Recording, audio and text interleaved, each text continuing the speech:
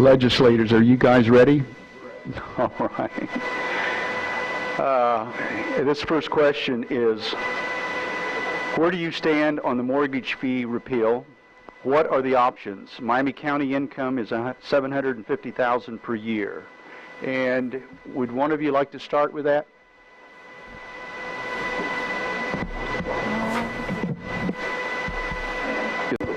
Mortgage registration tax is 0.026% if you go file a mortgage at the Register of Deeds. And that's if you borrow money. Well, I guess mortgage would be if you borrow money. But if you pay cash for a piece of property or if you borrow from Farm Credit, then if it's a federal agency, you don't have to pay that. So if you refinance your home, refinance your business, then you have to pay that tax. And they've been doing it since the 1920s. It's just kind of the way things work. We've had a bill that's come before us, brought by our community bankers, by the real estate agents. And what it does, theirs is a full repeal, which would cause some havoc at our counties across the state. And that I think it's around 400,000 or 500,000 in Miami County. And this is on top of the last 3 or 4 or 5 years of difficult times. It's about 16, 17 million in Johnson County. And so what we've asked folks to look at is that if we phase that out over 7 years, we go to 0 in 7 years, and that we take the per page fee and increase those costs. So that if you're filing a document at the Register of Deeds, then you are going to pay for that service. And it's an important service. And if you, and it's probably not an inexpensive service. You're saying, here, take this document. I'm going to show up anytime in the next 100 years, and I want you to reproduce that document and give it back to me. And so it's important that we have good records, and it's an important function of government. So hopefully we'll be able to see some bill that comes forward that will have a smooth transition to a tax that is more equitable between whether you're buying a piece of property, refinancing a piece of property, if you're filing a document, an easement at the county. So we'll see how that goes. But Thank you. And we haven't worked the bill yet, so we'll see. Okay. Anybody else want to address that? You just pass the microphone over. It's an interesting issue, and what I like about this issue is both sides are trying to work together to come to a solution. And I say that by county government and the bankers and the real estate people. But what was interesting this week was I ran into the representative, the lady that represents all of the Register of Deeds in the state of Kansas, and they hadn't been invited in on the conversations.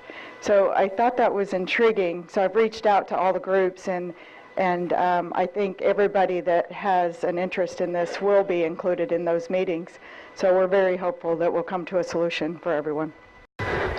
Yeah, all I can really add to that is yeah, I've heard from everybody, all the different counties and on this particular issue, and early on too, which is always good to hear from your people, know what's going on before actually something comes before you. And in this case, yeah, there's so much money involved at the local level that it would be unwise to just jump into something and take all that away when it's expected.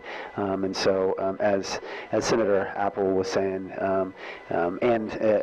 just a common solution is what they're working for and what we're looking at. And I think that we can safely say that I don't know that you could even pass something that would just take it away entirely that quick. And so everybody's working together to make to actually come to a solution that makes sense for everybody. So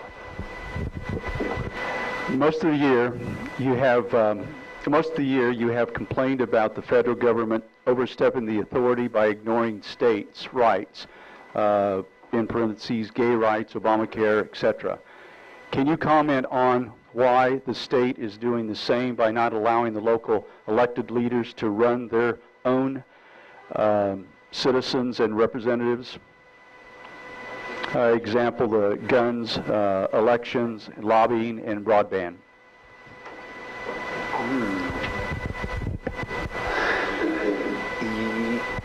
Yes, you can start. What's that? Thank you, Mark.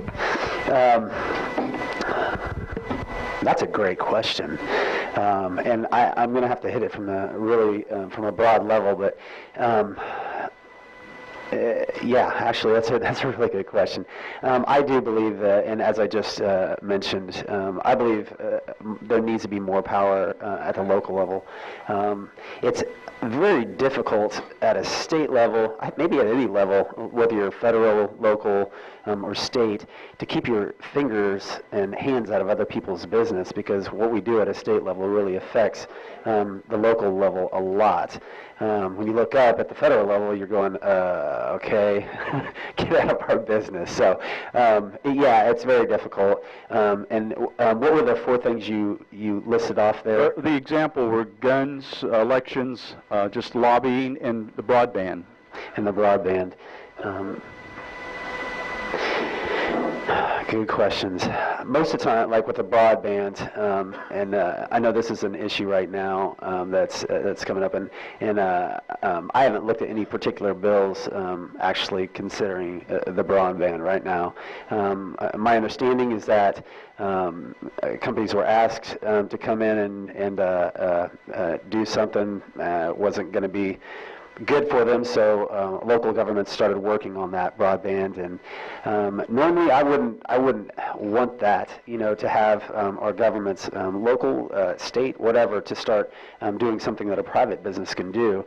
Thing is I make my money selling online, and I know how important it is that I have that connection in my small town, and so I have people in my district all the way out that they still don't have any internet or broadband, and so what this is it's the local level is trying to meet a need, and I think that if we can figure out a way that everybody can we can figure this out and work together, I think that's the best way to do it. It's not a specific answer necessarily, but again, I don't like the idea of the local of the government providing that. I would rather private, but at this point we're to the place where the local government's already going that direction, and so yeah. Thank you. Thanks. I think the better government we get, the more local to the people. So we do need to keep that in mind when we're passing legislation at the state level. The broadband bill was interesting. You don't get to say this very often, but it was DOA, dead on arrival. They had a hearing scheduled for it in the Senate, and what the bill would have done was it said that governments cannot bring or be involved in bringing internet access to citizens. And so in the rural areas, and I know Osawatomie's in the process of looking at some handshaking between a private government solution. So there was enough outcry at the legislature that bill, the hearing got pulled, and the bill is on hold right now. So we're very hopeful that we don't hear from that this session. But, the main thing is that we do need to keep in mind that local government is best, and that goes for school boards, counties. We definitely don't want the state. They are putting so many restrictions on us, and we're just doing a two-step with the state right now. The prairie chicken bill, I don't know if you guys are familiar with that or not. The federal government is preparing to put the lesser prairie chicken on the endangered species list. And if they did this, this would have a huge economic impact to the state of Kansas. It would dictate where we can put our roads, our power lines, how our farmers, it was as far as to make the wheat farmers, when they were harvesting, they had to start from the inside and work out. So we have a bill at the state level that is trying to restrict the federal government from putting the lesser prairie chicken. So I definitely understand the concerns of the local wanting to be in control of their entity, and thank you for the question.